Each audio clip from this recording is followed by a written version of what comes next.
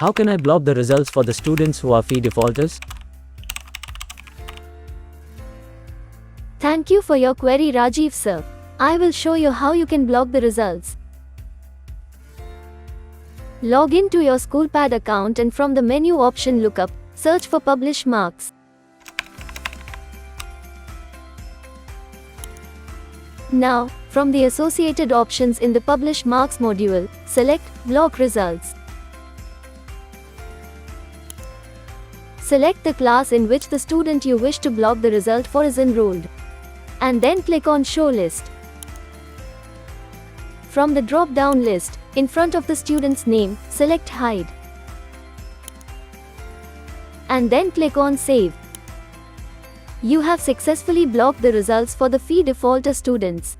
To confirm this, you can either print a list of blocked students or download an Excel file. Upon generating the report, you will receive a list of students for whom the results have been blocked.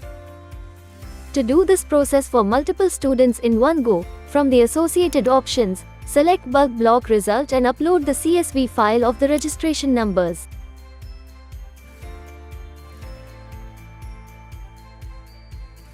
Thanks for watching. Have a great day.